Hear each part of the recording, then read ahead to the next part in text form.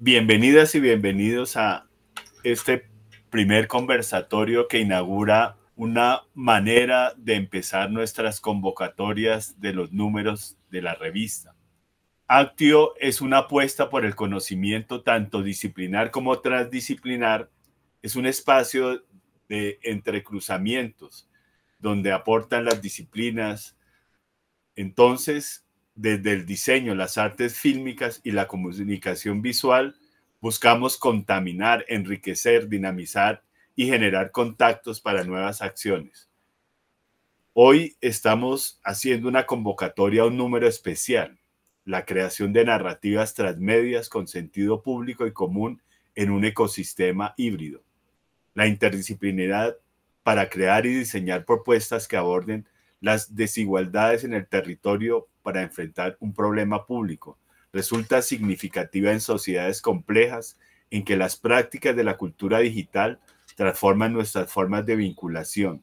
La tecnología puede estar al servicio de la trama o puede romper esta relación rizomática. Con el propósito de seguir construyendo estas redes de conocimiento y con el propósito de consolidar esta gran América que va a veces desde el sur del río Bravo y hasta la Tierra de Fuego, pero también que nuestra propuesta está desde Canadá hasta la Tierra de Fuego. Estamos convocando unir esfuerzos desde la Universidad Nacional de Colombia y la Universidad de Viña del Mar. En este conversatorio, ¿quiénes son nuestros invitados? Desde luego, nuestra editora invitada del número especial, la querida profesora Angélica María Pacheco Díaz, que está haciendo posible este encuentro, periodista y docente con enfoque en estudios culturales y el nuevo espacio público, y hoy directora del Magíster en Comunicación Digital y Transmedia de la Escuela de Arquitectura, Comunicaciones y Diseño de la Universidad de Viña del Mar. El profesor Martín Ferrer Contreras, productor e investigador transmedia, magíster en Comunicación Estratégica y Digital, jefe de la carrera de Animación Digital de la Escuela de Arquitectura, Comunicaciones y Diseño de la Universidad de Viña del Mar, y el profesor Héctor Farina Ojeda, periodista y docente, doctor en Ciencias Sociales, con especialidad en Sociología y maestro en Ciencias Sociales, profesor investigador del Centro Universitario de la Ciénaga, de la Universidad de Guadalajara. Él, desde esa ventana del norte y aquí más o menos en el centro de América, y desde luego la profesora Angélica y el profesor Martín Ferrer en el sur nos permiten pensar en vivo y en directo esta gran América. Profesora Angélica, le cedo la coordinación y muchas gracias a todas y a todos los aquí presentes. Muy buenos días, profesor Carlos Caicedo, y a todos y todas quienes nos acompañan y luego quienes nos verán por el canal de YouTube. Bueno, lo primero es agradecer este espacio y efectivamente vernos, sentirnos y escucharnos en directo mientras Héctor está en el norte con mucho calor, nosotros acá en el sur con un temporal de aquellos. No sé cómo estará Colombia en estos minutos, pero es parte de esta dinámica preciosa que tenemos de lo híbrido, ¿no? Que es ahí un tema de defensa, en este caso de la conversación, que es, yo diría, el gran propósito de este llamado especial que hace la revista Actio del IECO de la Universidad Nacional de Colombia. Es decir, conocer propuestas, proyectos, ideas de diversas disciplinas, y eso quizás es lo más interesante que nos convoca, ¿no? La creación al servicio de los contenidos y contenidos que tengan cierto sentido social, cultural, en una sociedad cada día más fragmentada.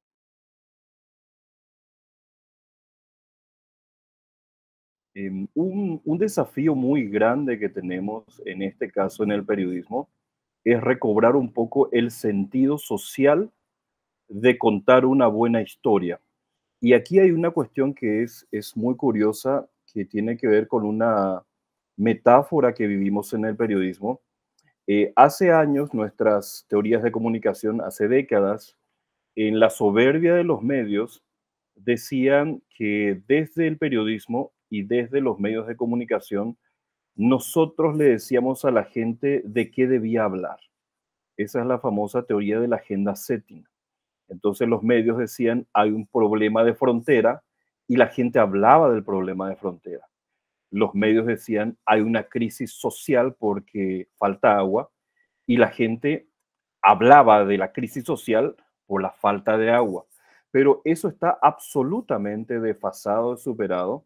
Y hoy ocurre exactamente del revés.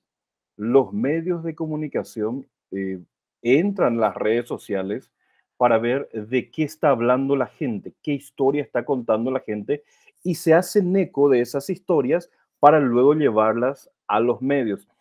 Esta metáfora sintetiza un poco uno de los grandes desafíos que tenemos desde el periodismo. La gente está contando sus propias historias con sus propios medios, con sus propias herramientas, con sus propias plataformas, porque quiere sentirse identificada en un contexto social que tiene múltiples problemas. Y la gente busca en su narrativa una forma de o solucionar el problema o visibilizar el problema o al menos adquirir la solidaridad de que alguien más lo está viendo, lo está escuchando y lo está compartiendo. Y para el periodismo ese es un desafío muy grande porque implica, tenemos que entrar en una lógica en la cual nuestras historias tienen que volver a ser más sociales. Y yo a veces soy un poco pesimista y pienso que estamos perdiendo la batalla porque veo que estamos demasiado seducidos por la idea del tráfico, por la idea del clickbait, del click fácil, por la idea de la viralización, y eso nos hace perder un poco ese sentido que la gente quiere contar. Si miramos cualquiera de nuestros países de América Latina, están llenos de problemáticas que no aparecen en los medios. Aparecen grandes historias que ya aburren. El finado periodista Javier Valdés, un periodista de Sinaloa, de Culiacán, él me dijo una vez que nosotros los periodistas deberíamos dejar de cubrir edificios para volver a cubrir temas de la gente. Y me decía, nuestros periodistas se paran en la presidencia de la República, en una secretaría de gobernación, en una presidencia municipal y esperan grabadora en mano a ver qué ocurre ahí. Y después salen a decirle a la gente que eso es lo importante. Y lo importante ahora está en otro ámbito. Y con esta opción que tenemos de narrativas transmedia, yo quiero que hagan un poco el ejercicio de tratar de ver, no el ruido en las redes sociales, sino qué historia se está contando la gente, como sabe y como puede, con un video, con un TikTok, con un audio, con una foto, con un texto, quizás sin la técnica ya más refinada, con más rigor, con más ética de los periodistas, pero están contando una historia. Y para lanzar una primera, no diría piedra, porque eso suena un poco agresivo, sino una primera provocación, yo creo muy fervientemente que desde el periodismo un gran desafío es retomar nuestra capacidad de contar historias con sentido público, con un profundo sentido social y que eso genere de vuelta un impacto en la gente. Yo creo que el negocio del periodismo está ahí y no en subirse a cualquier viralización o en cubrir edificios o en hacer los conteos que ya todos leemos en los medios. Hay que mirar mucho más profundamente lo que está contando la gente y nosotros también entrar a esa narrativa. Yo creo que un primer reto grande va por ahí. Gracias, Héctor. Por eso es tan relevante esta oportunidad que nos está entregando la revista Actio, justamente porque el llamado no es solamente a los académicos y académicas para publicar. Acá también es posible que estudiantes de pre y posgrado puedan contar efectivamente estas historias, ¿verdad?, que están rompiendo el molde. Quizás, como muy bien profesor Carlos nos decía Héctor, esto es salir de la caja, ¿no? Es un poco la provocación, es salir de la caja. La transmedia en América Latina en particular, eso es lo que está buscando. Hay una forma de entender hoy día, y lo hablábamos con el profesor Julio César la semana pasada, que este tráfico del que hablaba Héctor nos lleva a múltiples, millones de narrativas, pero que no van a ningún lado, ¿no? Y cuando entendemos en América Latina, o al menos como la entendemos nosotros desde el sur-sur, la narrativa transmedia es la oportunidad de conectar narrativas a través de un relato, efectivamente, o sea, efectivamente construir relatos donde se disemina a través de estas narrativas por distintas redes. Pero no es lo mismo, y acá es súper entretenida la conversación, no es lo mismo la fragmentación social hoy día vista en redes. O sea, la narrativa per se, lo que podría hacer es simplemente seguir rompiendo la trama social que ya está suficientemente diluida, líquida, dividida, fragmentada. Lo que busca la transmedia cuando habla de sentido público, efectivamente es que el nodo tengamos claridad del relato y que estas narrativas que van girando, moviéndose, te lleven siempre al centro, porque si no, es fragmentar aún más. Explicar un poco desde el proceso de la audiencia, yo creo que es fundamental cómo se genera un proyecto transmedia. Nosotros, desde mi disciplina, ¿no? Y acá veo al profesor también Daniel Palomero, que es especialista en audiencia o estudia varios casos, hemos llegado a varias conclusiones interesantes en el último periodo, y soy un poco más optimista que el profesor Héctor en cuanto a la fragmentación y a clic rápido. Creo que hoy día la teoría del péndulo, que la trabaja muy bien en política, ¿no? Esta teoría como de polarización de izquierda a derecha, derecha a izquierda, que nos está gobernando también, que ha sido periódico y constante, también se lleva y lo llevamos a la academia en cuanto a los contenidos. Hoy día, el último tiempo, mejor dicho, el último año, las categorías, por ejemplo, de videos cortos ha aumentado a videos largos en la audiencia que viene entre los 12 y 20 años. La verticalidad hoy día pasó a la horizontalidad. Entonces, también hay conceptos que en el fondo la teoría del péndulo hace que nos lleve a generar contenidos un poco más densos en cuanto a su creación y producción. En ese sentido, bueno, hablar desde la audiencia primero, que en el fondo un proyecto transmedia se elabora cuando hay una participación activa desde una audiencia específica sobre ese proyecto y que pasan a ser co-creadores en algún minuto, y a veces tanto que algunas franquicias delegan, ¿cierto?, el producto, porque ya las co-creaciones del público pasan a ser de mejor calidad incluso, o con mayor historia que las propias productoras que generan el contenido. Entonces hay dos elementos importantes acá que hay que analizar.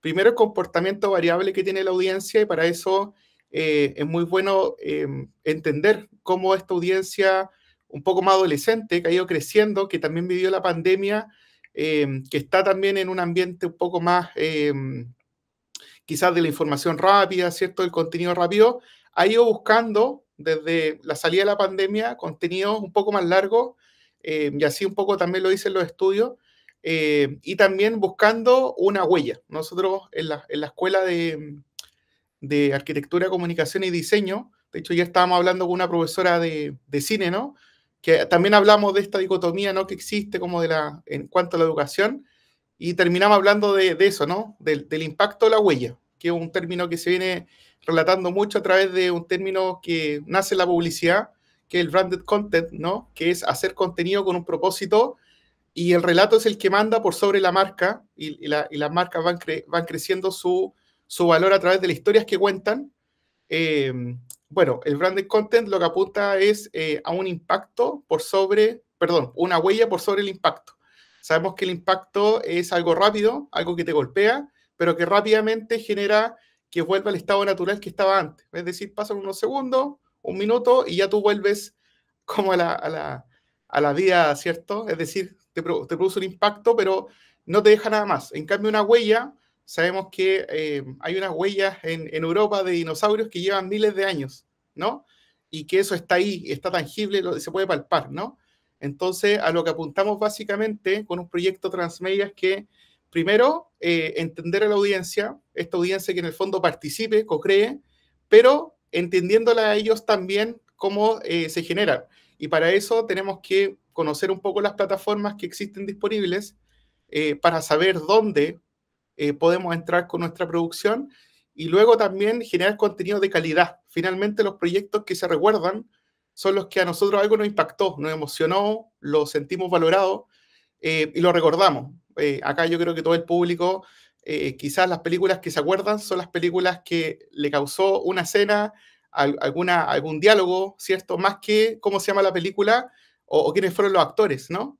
Que es un lema que se ocupa mucho en cine, ¿no? Que en el fondo es como, ¿qué es lo que recuerdo de la película? Recuerda lo que me impactó, el diálogo, pero no me acuerdo el actor, el director, y me acuerdo dónde lo vi, es algo como súper emocional, ¿no? Que aspira a nuestras emociones básicas. Entonces, claro, concluir que en el fondo estamos en un ambiente de transición donde el péndulo se está moviendo, pasamos por lo menos acá en Chile, ¿no? Pasamos por una etapa que era muy de mucha información continua, seguimos en eso, pero levemente se está moviendo a que los medios y los proyectos audiovisuales o digitales se muevan a agregar valor. Basta ver la publicidad que está apareciendo para Copa América, no sé si han visto, después le puedo dejar los links asociados, los comerciales de los sponsors oficiales, ¿no? Están contando historias desde Latinoamérica, desde México, desde Argentina, desde los pies de Messi, de los jugadores, no nombran a los jugadores, nombran los pies, o sea, un concepto, un storytelling que se llama, ¿no? Entonces, en realidad, cuando uno lo ve, son piezas de un minuto y medio, que claro, y uno dan ganas de verla completa y volver a reverla porque te causa algo. Ahora, si eres fanático del fútbol, la vuelves a ver 2 o 3 veces porque empiezas a descubrir quiénes son los futbolistas.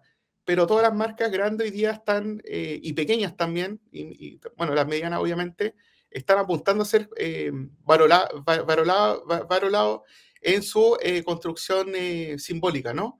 Así que eso también se lleva como a grandes rasgos lo que es un proyecto transmedia, que debe tener participación de la audiencia, un proyecto que en el fondo, una historia que sea relevante para esa audiencia, y tercero, que pueda navegar por diferentes plataformas para llegar a un propósito. Esta historia puede partir en un libro. Nosotros acá en Chile tenemos muchos premios Nobel de literatura, donde ellos también, los niños antes entraban por el libro, hoy día están entrando por el lugar, ¿no? Por la emocionalidad, por un relato, están entrando por el cómics, por el natalicio, están llegando por otras activaciones que se están generando, y nuestra generación que nosotros teníamos que leer el libro ya no está pasando, sino que hacen ir a la casa del premio Nobel de Neruda, ¿cierto? O de Huidobro, o poetas destacados que están acá, Gabriel Mistral, que está en Chile. Entonces, bueno, se ve que hay otra información y finalmente, bueno, terminar que en el fondo ahora lo que están buscando la audiencia son experiencias. Y eso se traslapola a la publicidad, al cine, a la realidad virtual, al videojuegos, a todo, ¿no? Lo que están buscando hoy día toda la audiencia son experiencias nuevas, y para eso también se destina un presupuesto acorde, tiempo y esfuerzo, como decimos, las 3 variables para lograr un interés, buscar algo que nos motive y en el fondo vivir una experiencia diferente a estar en la casa, a estar en el trabajo, sino que esta experiencia sea memorable, como se dice, y sea recordada. Entonces, por eso que soy un poco más optimista que el profesor Héctor, pero sin embargo entiendo que tenemos que trabajar en eso, o sea, nosotros los productores, los investigadores también tenemos que generar y transformar un poco desde la academia con estos nuevos contenidos, porque tenemos que hacernos cargo, como decíamos la profesora Angélica, porque si no somos nosotros que hablamos esto y generamos estas vías, ¿no? de comunicación, la industria también lo va entendiendo tarde siempre, ¿no? Como que tenemos la televisión, sabemos lo que pasó, ahí el ejemplo que da Héctor es muy bueno, ¿no? Yo me retiré de la televisión nacional de acá por lo mismo, ¿no? Cuando vi que finalmente las redes sociales estaban pauteando lo que venía, ¿no? Y los periodistas pasaban más tiempo en el teléfono buscando información, pero ahora creo que el desafío es buscar historias a una audiencia específica y llevarlo a una experiencia que sea memorable. Así que eso, Angélica, por mi parte, espero que se haya entendido lo que es un proyecto o qué elementos tiene un proyecto transmedia. Principalmente es un elemento de interacción donde yo ya paso a ser un espectador pasivo, sino que paso a interactuar con esa obra de alguna u otra manera, desde un juego que puede ser de mesa, que yo interactúo, ¿no?, a algo más tecnológico como realidad virtual con lente Oculus o los Apple Pro Res que están ahora. Es la interacción, es la experiencia y es ser parte también de algo, el sentido de comunidad que hemos perdido. Gracias, profesor Ferrer, quedó clarísimo y justamente creo que el desafío en esta convocatoria especial tiene que ver con ello. Muchos y muchas de los que están aquí presentes y seguramente de aquellos que nos van a escuchar después por YouTube, tienen proyectos transmedia. Lo que pasa es que no necesariamente han nacido como tal, a veces son caminos intuitivos, pero finalmente la búsqueda, especialmente en el posgrado y en el pregrado de nuestros estudiantes, es hacer las cosas de manera distinta, ¿no? De romper el molde. Y a veces esa hibridez que es una provocación, creo yo, que nosotros estamos permanentemente diciendo, donde la línea de humanidades, la línea de las ciencias sociales puede perfectamente convivir en conjunto para crear en conjunto, con las metodologías cruzadas, efectivamente, hace que nos permita salir derechamente de la zona de confort y de los cánones clásicos de lo que se entiende finalmente por la investigación. Entonces, Carlos, yo no sé a esta altura cómo vamos y qué quisieras tú agregar.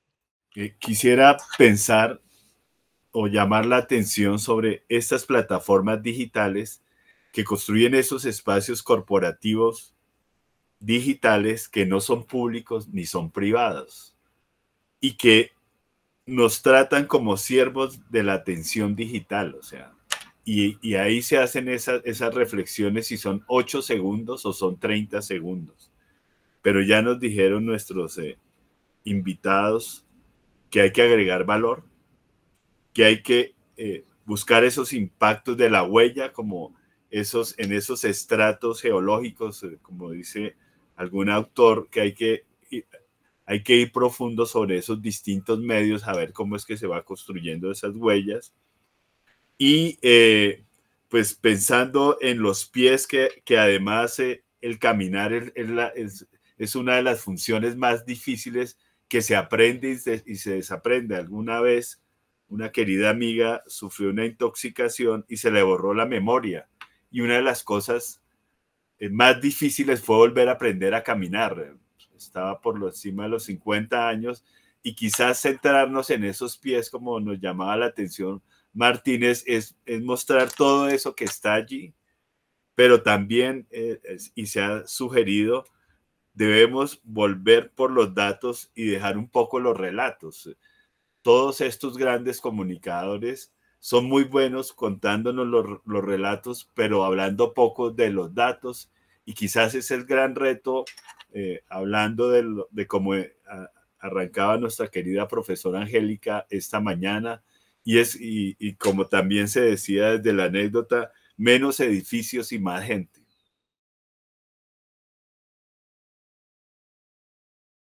Me gustaría que nos dijeran un poquito sobre eso. Inicialmente mi pregunta estaba sobre el audiovisual, pero quisiera ampliarlo hacia los diseños también, es decir, en un sentido más amplio como tal, porque los escuchaba inclusive hablar de un juego, o sea, yo puedo a través de un juego, claro, ¿sí?, generar no sé, una interacción que al final pues me lleve a un relato y también ponía a pensar, digamos, el éxito que tienen los juegos. Bueno, tengo un hijo de 18 años y que, bueno, juegan mucho y los juegos que son siempre historias que ellos van, o sea, que ellos van formando de una u otra forma. Y en otros inclusive han salido de las plataformas digitales allá a lo real nuevamente, llamémosle así, ¿sí?, de alguna forma. Y cómo pues estos muchachos pues se ven atrapados en esta construcción colectiva, ¿sí?, de algo. Muy buena pregunta desde el diseño. De partida, decir que nuestra escuela hoy día se llama Arquitectura, Comunicación y Diseño, por lo mismo. Hace 2 años se dio cuenta que en el fondo los comunicadores necesitamos a los periodistas, perdón, a los arquitectos y a los diseñadores. Se suma la carrera de animación digital también como una nueva especialidad, ¿no? Dentro del interés de los estudiantes. Y finalmente decir que nosotros trabajamos y actuamos en artes mediales, ¿no? Se suman la escultura, se suman otros oficios también que van aportando los estudiantes de arquitectura, diseño, periodismo, van mucho a museos los primeros años, hacen muchas visitas a conocer la cultura. Entonces, claro, hablamos de un concepto que ya quizás es tratar de integrar todo desde un ámbito y que se entienda que son las artes mediales, ¿no? Que en el fondo es todo lo que propicia la producción artística, ¿no? Y la producción artística tiene diferentes salidas. Un periodista también hace producción artística. Lo que pasa es que, claro, está segmentado bajo líneas un poco más estructuradas y pasa a ser un contenido, pero aún así hay una creatividad de contar la historia al revés, quizá. A mí me gustan mucho las crónicas que parten me entretiene mucho cuando corrigen, ¿no? Ahí en la Angélica, que parten con una frase muy como García Márquez, ¿no? Como que hay cosas que se pueden ir cambiando y que finalmente es creatividad. Los poemas, entonces, bueno, todos estos elementos son parte de como este ecosistema donde ya a nivel profesional a veces se olvida la profesión de origen y uno trabaja bajo otros conceptos. Hay muchos periodistas que son muy cinéfilos que les gusta mucho el diseño. Entonces ahora está pasando esa hibridez y, bueno, nombrar un poco una experiencia que en el fondo todo necesita un relato. Yo creo que yo estuve hace un tiempo con los estudiantes de quinto año de arquitectura en Barcelona, donde iba a hacer una estancia antes de salir a la vida profesional en quinto año, hacen un viaje a Europa. Yo pude ir a acompañarlo por otras razones, pero también estuve con ellos. Y los profesores de arquitectura me decían, oye, ¿tú ves esta lámina? Me decían, como ellos tienen que croquear y hacer una lámina describiendo el lugar con varias... Yo no entendía mucho de lo que estaban haciendo, pero yo les decía, sí, pero es que no sé por dónde partir, porque la lámina a veces era muy emborrosa. Y me decía, aquí hay un problema, me decía el profesor de arquitectura. Era un área que quizás podemos ver muy distante, ¿no? Me decía, acá hay un problema, porque esto, lo principal que se necesita es comunicar. Así que hazles clase o corrígeles en temas de narrativa, porque la lámina, de partida la jerarquización de la información, de repente había un croquis arriba, un eje abajo, era una construcción de una lámina, ¿no? Entonces, claro, y ahí me di cuenta que en el fondo las carreras artísticas finalmente, el denominador común que podemos elegir o desarrollar es que en el fondo todo tiene un relato coherente que cualquier persona la pueda entender fácilmente. Hoy día estamos en una cultura que en el fondo, si no lo entendemos, hacemos poco esfuerzo por entenderlo, sobre todo los más jóvenes, ¿no? Entonces, primero que sea el diseño atractivo visualmente. Y ahí entra como el diseño como jerarquización, que son los mismos fundamentos que se utilizaban en la prensa antigua, o digo antigua de papel, ¿no? Que era jerarquización, título, bajada, luego el texto, la imagen, ¿cierto? Al final es lo mismo, pero se lleva a un ambiente de narrativa quizás más espacial. Nosotros hablamos de narrativas espaciales donde los lentes, por ejemplo, Oculus, no tienen límite. Entonces son narrativas espaciales donde finalmente ahí entra Apple con sus nuevos lentes. Y eso está llevando a que las personas, los jóvenes como tu hijo, Karen, quizás tengan otro paradigma de la información, pero sienten algo, sienten un atractivo visual primero, ¿no? Y ese atractivo visual luego los permite a que pase algo. Nosotros hablamos mucho del que tiene que pasar algo, y ese algo tiene que ver con un conflicto que proviene del cine. Entonces vamos mezclando las artes mediales como un conflicto que viene del cine, donde un personaje tiene que llegar a otro lado y interactuar. ¿Y cómo interactuamos? Y ahí pasamos al juego. No quiero hablar del videojuego porque los juegos de mesa también son juegos, ¿no? A veces como que hablamos de videojuego que tiene que estar propiciado por una tecnología y a un juego de cartas es un juego, ¿ya? Donde hay una competencia sana, o a veces no tan sana, pero hay una etapa de pasar etapas y recibir una recompensa. Eso es como el ABC de un ambiente gamificado, donde en el fondo yo participo con mis compañeros o compañeras, ¿cierto? Bajo un propósito en común y voy teniendo retribución a medida que voy avanzando. Todo esto, en un juego de mesa, si ustedes piensan, a veces el diseño no es tan importante, lo que importa es la experiencia. A veces también estamos en otro dilema que podría ser otra conversación entre si es el objeto la experiencia o el diseño. Hay proyectos que tienen muy buen diseño y pasan a ser quizás no tan recordados como un juego que a lo mejor es súper simple, pero la experiencia me permite estar mucho tiempo ahí, ¿no? Entonces, creo que el diseño, apunta a lo visual de entrada, porque puede ser o no atractivo, la imagen sigue predominando mucho, y la experiencia que se produce dentro de esto, acompañado de un buen relato. El relato es fundamental, porque si el relato se acaba o no es atractivo, finalmente es como ver una película donde uno sabe que no va a pasar nada, y entonces, claro, tienden a abandonar, ¿no? Entonces hay que conocer cómo esas dinámicas, que en juego sean mecánicas y dinámicas, ¿no? Cómo hago el juego y qué tengo que hacer, ¿no? Como mecánicas y dinámicas, y luego voy avanzando, ¿cierto? En una experiencia, y vuelvo a la anterior, interactividad.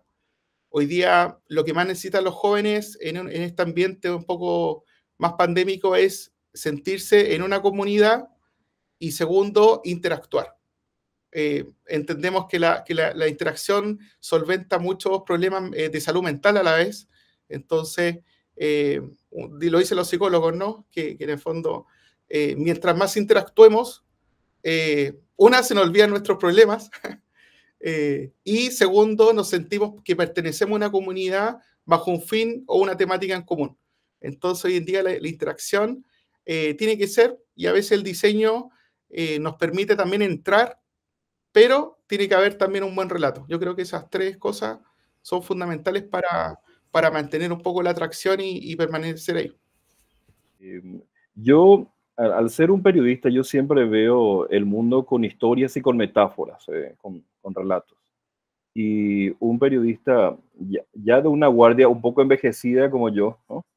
Recuerda que hace años, cuando teníamos una historia por contar y nos decían, ve con los diseñadores o los diagramadores de la vieja prensa escrita, en el fondo lo que íbamos a negociar era qué tanto espacio teníamos para contar algo. Y entonces parecía que íbamos a la maqueta.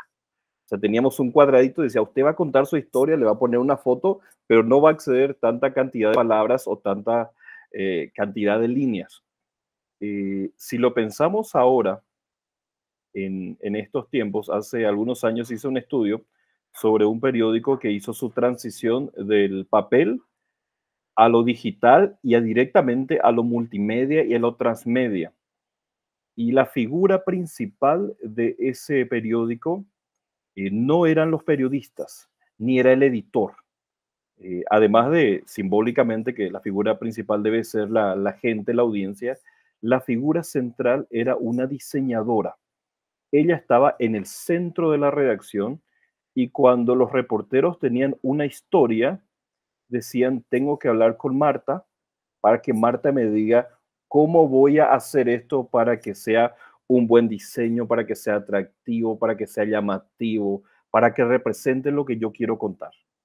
Y, por ejemplo, llegaba alguien con una historia lastimosamente muy, muy recurrente en América Latina, que es que asaltan a alguien a la noche porque estaba caminando por unas calles que la policía considera que no son seguras. Y para no publicar la misma historia de siempre, de que robaron a alguien, iban con esta diseñadora y le decían, Marta, tengo esta historia, pero quiero saber cómo la puedes diseñar para que sea algo más llamativo. ¿Y qué hacía Marta? Marta pensaba primero como urbanista y pensaba la ciudad como un gran plano y decía, voy a poner en los mapas puntos estratégicos donde ocurren más asaltos. Luego pensaba como si ella fuera de la policía y de seguridad y dijera, estos son los puntos en los cuales la gente puede llegar a pedir auxilio, o estos son los puntos donde hay policías, donde hay guardias.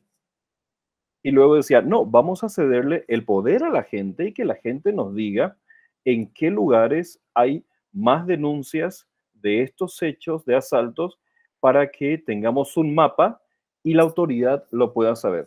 Y entonces, de una historia que parecía la misma que nos publicaban ahí en un fragmento casi intrascendente de un periódico impreso, se convertía en una narrativa vinculada al diseño, vinculada a la forma de contar la historia, vinculada a lo transmedia, a la participación de las audiencias. Y ese personaje en la redacción, que era una diseñadora, se convirtió en el más importante, a tal punto que cuando yo les pregunté cómo hacían la transición de contar una historia que era para el impreso en papel a una historia multimedia, me decían, pregúntele a Marta, ¿no?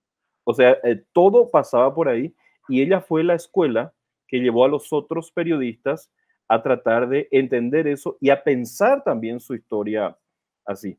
Y la otra metáfora que les quiero contar es, así como bien lo dijo Martín, que hay una fusión casi natural entre la comunicación, el periodismo, el diseño y la arquitectura. Un dato que a mí me sorprendió cuando fui el director de la carrera de periodismo es que cuando estudiaba a los egresados para saber cómo habían conseguido sus empleos, muchos de ellos me decían que a través del diseño.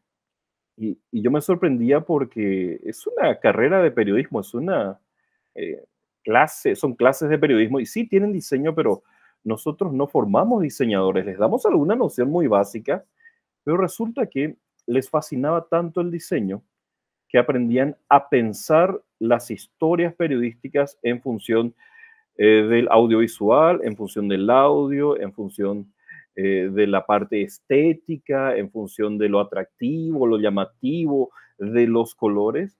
Y por lo tanto, llegaban a los medios y cuando les decían, después de escribir tu nota hay que ir con el diseñador, ellos decían, no, no, no, yo ya diseñé la página y tengo esta propuesta. Y para mi sorpresa, a varios los contrataron no como reporteros, sino como diseñadores, por esa capacidad casi natural de pensar la historia en función de cómo se va a ver, cómo se va a percibir, qué sentimiento va a generar, qué emoción va a provocar, etcétera. Entonces yo estoy muy de acuerdo con Martín y Martín siempre que lo escucho me devuelve el optimismo que a veces no tengo, ¿no? Y lo pienso en el sentido de que esta parte del diseño no solamente tiene que ver con jugar un poco con lo audiovisual y jugar un poco con la forma de presentar, sino entender cómo son nuestras audiencias. Y nuestras audiencias son tan diversas que aquí les cuento mi tercera y última metáfora. Tengo una clase con ingenieros mecatrónicos. Y en mi clase, si ustedes pasan, van a pensar que yo no les estoy prestando atención o que ellos no me están prestando atención. Porque en una esquina hay 3 jugadores de ajedrez que en todo momento están jugando ajedrez y pegándole al reloj, ¿no? Está paz, paz. Y del otro lado están los dibujantes, gente que nunca me mira a los ojos y que están torcidos dibujando para adentro, ¿no? Ellos tienen esa atención naturalmente oscilante o dispersa y cuando yo hablo ellos me escuchan perfectamente y conectamos. Pero si yo pensara en la vieja lógica del periodismo de que el periodismo era una conferencia que hablaba y todo el mundo escuchaba, en realidad sería un fracaso. Yo debo asumir que mis audiencias tienen gustos diferentes, que están haciendo otras cosas y que tienen distintas maneras de pensar la historia y de concentrarse en la historia. Entonces yo soy feliz cuando mis dibujantes están dibujando y no me miran a los ojos. Cuando se sientan bien y fingen mirarme, sé que no me están haciendo caso. Entonces, esta también es una metáfora de cómo pensar ese mundo audiovisual hacia audiencias que no hacen lo que nosotros queremos, que cada una tiene su mundo, pero necesitamos el poder de una buena historia para volver a convocarlas. Gracias, Héctor. Le damos la palabra al profesor Carlos Caicedo, que me imagino que tiene ahí una reflexión también desde su línea, ¿no? Para que tú sepas, él no viene desde las comunicaciones, pero es un comunicador. Entonces, esta hibridez, ¿no es cierto, Carlos? ¿Qué nos puedes contar tú hasta el momento de manera reflexiva?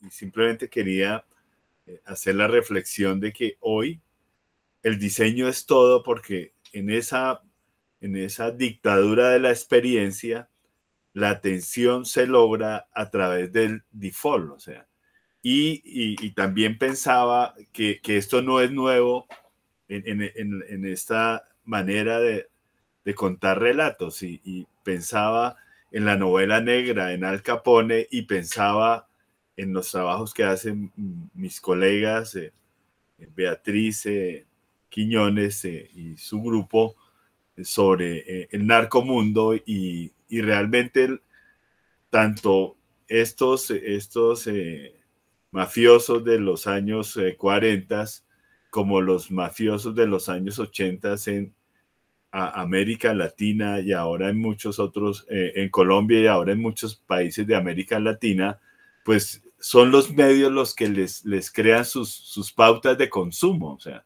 Al Capone alguna vez lo dijo, no, yo compro y yo hago lo que veo en el cine y en la televisión. O sea, realmente es el diseño el que logra hacer esto, y a veces hay afirmaciones, ¿por qué los buenos no aparecen?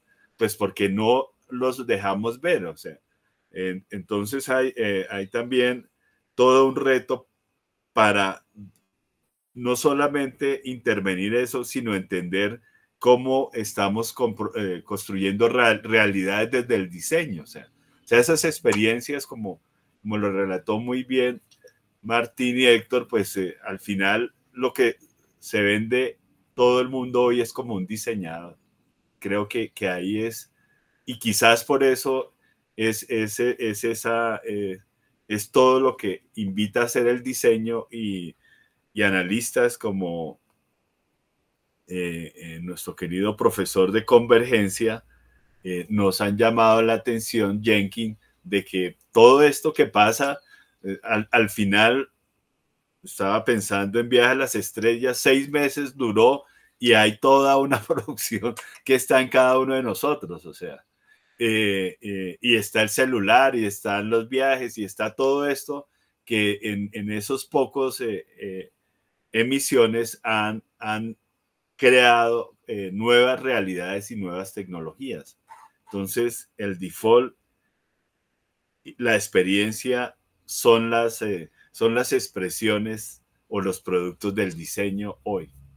Yo te quería responder también la pregunta con un dato que me fascina siempre compartir. Está la profesora Lugo, Noemí Lugo, que es de México, y ella trabaja diseños de aprendizajes transmedia. Fíjate cómo hoy día en América Latina estamos abordando la palabra, ¿no es cierto?, de la construcción del diseño desde el origen de un proyecto que en este caso sería transmedia. Y lo que ella lo que va generando son diseños de aprendizajes dentro del aula, ¿no? Con experiencias transmedias para que efectivamente se fortalezca el aprendizaje de nuestros estudiantes, pero no desde una mirada asimétrica, sino que totalmente simétrica, en esta perspectiva de lo que estamos conversando, que tiene que ver con la experiencia, en este caso de los jóvenes o de los estudiantes, y además, ¿verdad?, estas lógicas de juego de las cuales hablaba Martín. Es decir, es posible modificar nuestros aprendizajes o los resultados de aprendizaje a través de diseños preestablecidos, que en este caso sería transmedia. Y otro dato, fíjate que nosotros en el magíster, que es interdisciplinario, los diseñadores y diseñadoras que incorporan esta mirada transversal de la transmedia para la co-creación, la verdad es que los resultados son súper potentes después profesionales post, es decir, la mayoría está haciendo clases, además de sus trabajos que ya tenían, porque esa mirada global para el diseñador o diseñadora, vincularlo a la comunicación es quizás uno de los motores más relevantes hoy día para poder llevar a cabo una propuesta, cualquiera sea, en lo corporativo, en lo político, en lo periodístico, etcétera. Mira, vamos súper bien en la hora, ya estamos en el punto ya de poner un clivaje potente, y yo les quería plantear, a modo de reflexión, que lo que estamos conversando, que la transmedia en el fondo nos lleva hoy día a volver al origen, ¿no?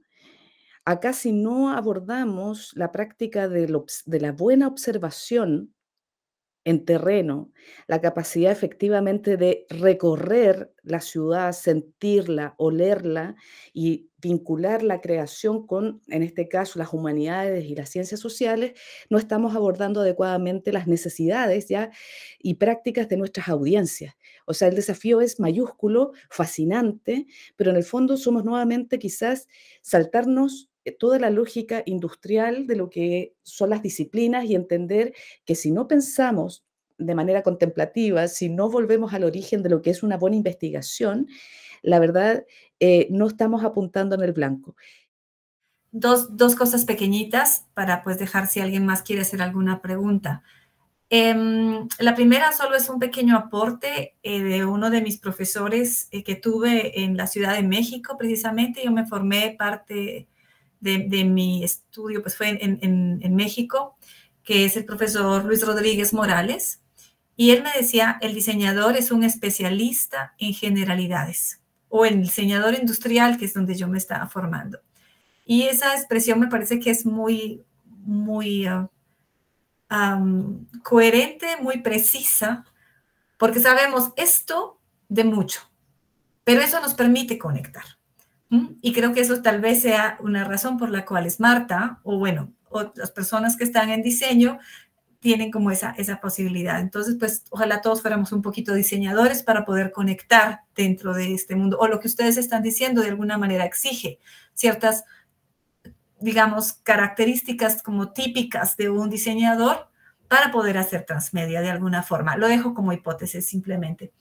Y la otra era, quería como devolverme un poquito a la parte, al punto de lo público. Es decir, que hablamos del sentido social. Entonces yo los escuchaba de las experiencias, de la importancia de la experiencia y que se busca todo esto.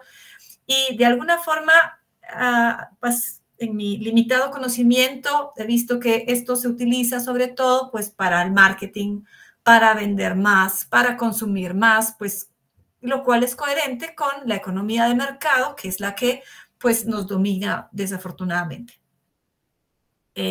Bueno, voy a decir desafortunadamente porque pues sí, soy convencida de que ese no es, aunque es el que funciona en este momento, creo que tenemos que cambiar esas lógicas.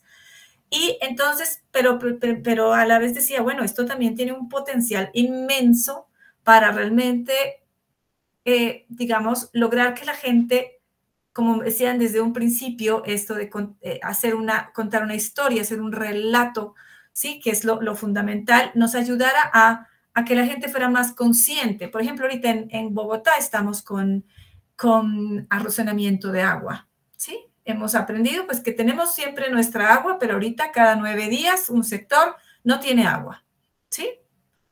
O si no, todos nos quedamos sin agua. Entonces, este es solo un ejemplo, pero hay muchos, entonces, en donde quiero retomar de esta forma un poco el tema de lo que decían del sentido social, del sistema de lo público, no sé si lo malinterpreté, pero bueno, quisiera saber un poquito. Gracias.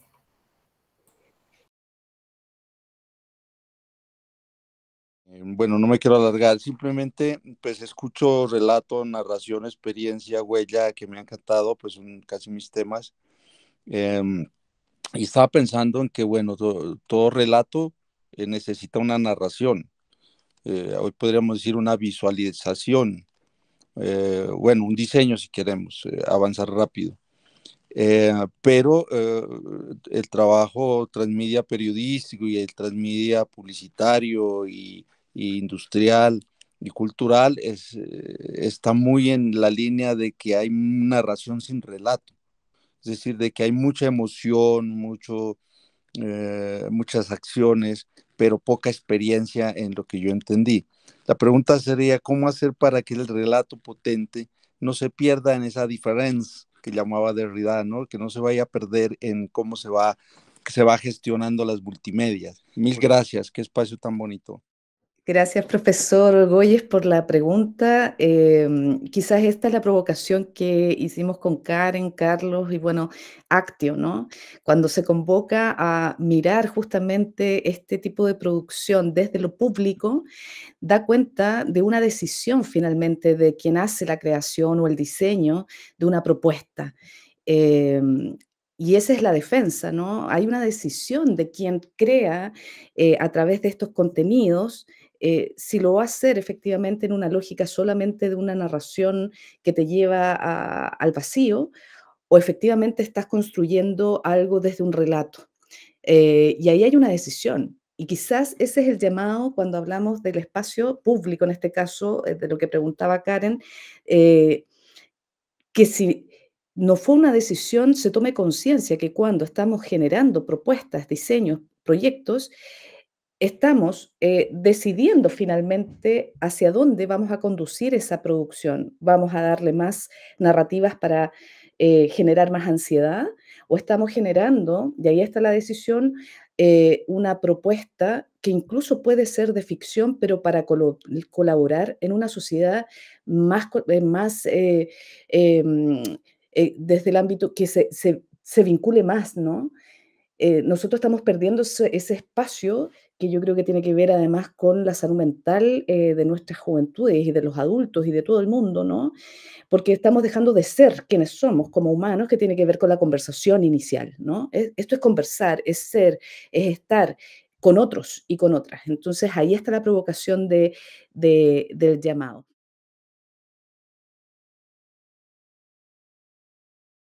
La pregunta radica en que soy parte de un proyecto de investigación que pretende co-crear una herramienta lúdica y las personas con las que trabajamos son víctimas del conflicto armado y pues la idea es promover convivencia pacífica. En el proceso de diseño nos hemos dado cuenta que le estamos apuntando a una experiencia transmedia, pero pues aún estamos como en fase de ideación. Entonces, ¿qué sugieren para eso?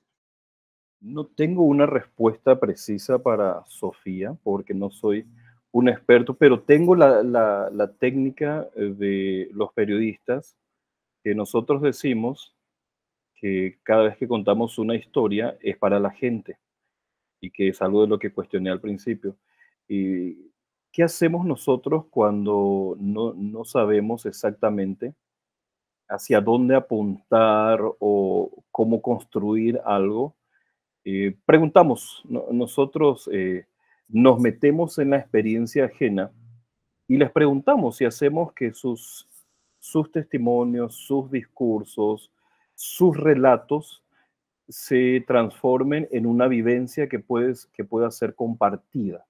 O sea, que la experiencia de alguien le pueda servir a muchas otras personas que tienen experiencias similares o que podrían llegar a estar en situaciones parecidas y para saber cómo vivirlas o en todo caso para saber cómo empatizar con ellas.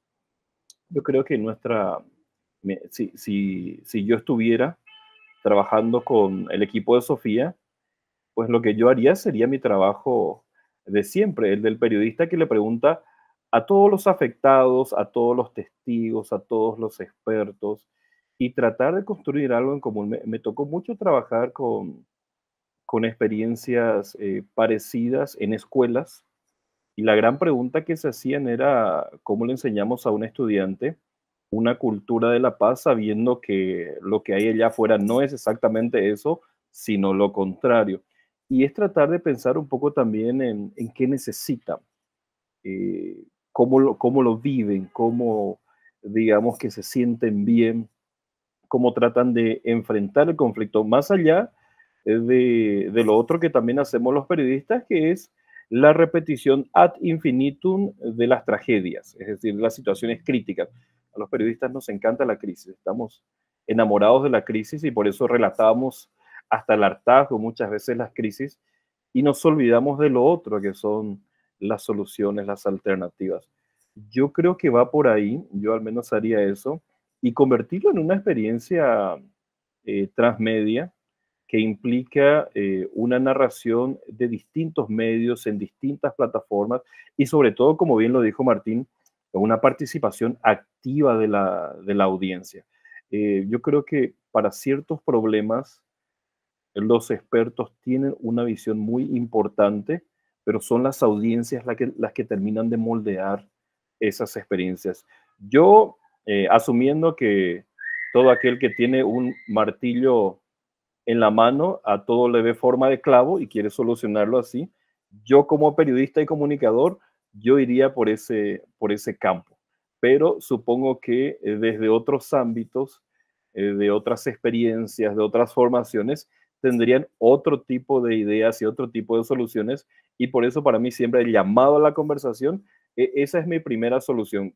Cuando no puedo resolver un conflicto, la respuesta es la conversación y es preguntar. Y en el ámbito, gracias Héctor, en el ámbito de la transmedia, Sofía, la simetría es fundamental a la hora de generar esta co-creación. Martín, los últimos minutitos para que le puedas dar algunas señales a Sofía. Bueno, contarte un poco rápidamente algunas cosas que hemos hecho, que han funcionado en proyectos del Magíster bajo esta misma índole social. Lo primero es buscar buenos relatos para que la comunidad se sienta, como decía Angélica, empatice con las buenas prácticas. Yo creo que hay relatos que tú misma puedes buscar con ciertos referentes que en el fondo puedas llevarlo a un video, ¿cierto? Una pequeña narración. Eso ejemplifica mucho sobre todo a la juventud, ¿no? A los niños. Un ejemplo claro en el fondo de las buenas prácticas o cosas que han hecho, buscarlas, investigarlas, levantarlas. Y lo otro, como, bueno, elementos también públicos de ONG que hemos hecho acá en Viña del Mar, nos dimos cuenta que la principal falencia que tenía en esta etapa de investigación era que no todos estaban informados de lo que estaba pasando. Entonces, y nos dimos cuenta que tuvimos que volver atrás, como decía Angélica, en informar, como decía también Héctor, ¿no? Creo que hay que informar, que es súper básico, pero a veces uno da por hecho que las personas saben todo lo que uno sabe, y a veces un niño ve las cosas de otra arista, ¿no? Sobre todo el público que te estás dirigiendo. Entonces, claro, segmentando muy bien el público a cuál te estás dirigiendo. Los focus group, a mí me gustan, que ahora como que no se toman muy en consideración. Los focus group sirven demasiado para tomar el pulso a una conversación de pocas personas, una muestra, para saber cuál es el insumo real que tú te vas a enfrentar y a partir de ahí tomar decisiones que te pueden llevar quizás a solamente charlas. De repente lo transmedia está acostumbrado a tener una pata en digital, pero puede ser todo, cuando se trabaja en comunidad, finalmente se trabaja en elementos analógicos. Fernando Irigaray trabajó un proyecto muy bonito de Barrio Somos en Rosario, que en el fondo él nos decía en clases, yo me di cuenta que estaba tratando con una persona de tercera edad, de 65 años más, y un niño de menos 10. Ese era mi público en ese proyecto. Entonces, ¿qué hice? Me di cuenta que lo digital no me estaba funcionando porque no, la tecnología no era lo principal, sino que era el juego. Y que eso que desarrolló unas kermeses, que él dice, en el barrio. Las kermeses son como lugares, puntos de encuentro, donde hay música, y ahí presentaba el juego. Y de hecho, si uno ve ese proyecto, es totalmente hecho desde el barrio, desde la localidad, donde nosotros como productores finalmente ocupamos la escenografía que tenemos para levantar el tema y sin nada de tecnología. Y me decía, y terminaban los niños enseñándole al abuelo cómo jugar. Le enseñaban mostrándole el teléfono o hablando de lo que había pasado en ese hecho. Entonces, claro, finalmente es un buen ejemplo, creo, de cosas que funcionan a nivel público, de la conversación, pero identificar muy bien dónde está tu público. Porque, claro, sabemos que un preadolescente se comporta diferente a un adolescente y una primera infancia es diferente a una segunda infancia, que como que en el fondo tienen diferentes intereses. Entonces, dependiendo del interés, sabemos cómo poder llegar con un mensaje más claro. Pero está interesante la pregunta porque nos abre un poco el espectro. Pero yo insisto que a lo mejor un focus group, saber qué se sienten, qué sienten, cuáles son sus urgencias, volver un poco a lo que decía Angélica, a la esencia de saber cómo estamos. A veces nadie nos damos por hecho muchas cosas en ambientes digitales, que todos saben de todo, porque nosotros sabemos, entonces el de al lado también sabe, que era una gran falencia que había en pandemia, que todos normalizaron ciertas conductas y no todos tienen el mismo acceso a la información. Así que yo te recomiendo partir por un focus group y luego a partir de ahí tomar una respuesta y una acción que puede ser diferente de acuerdo a lo que te comente. Eso, Angélica. Doy la palabra ya para finalizar al profesor Carlos Caicedo. Gracias, Sofía, por tu pregunta. A la profesora Angélica María Pacheco, que es nuestra editora invitada en este número especial, al profesor Martín Ferrer Contreras, que nos ha acompañado en este conversatorio, y al profesor Héctor Farina Ojeda. Antes de cerrar, quiero recordar lo que nos convoca. Es el número especial, la creación de narrativas transmedias con sentido público y común en un ecosistema híbrido. Y la fecha límite es el 30 de agosto del año en curso, del 2024, y nuestra revista se lee, se oye y se ve, por lo cual estamos recibiendo textos en formatos únicos o combinados, escritos, orales, audiovisuales, también en distintas lenguas, español, inglés, francés, italiano o portugués. Agradecemos este bello encuentro que nos junta desde ese México que abre muchas interrogaciones y que va a empezar a hablar el 1 de diciembre con voz de mujer, y seguramente eso va a rediseñar muchas cosas.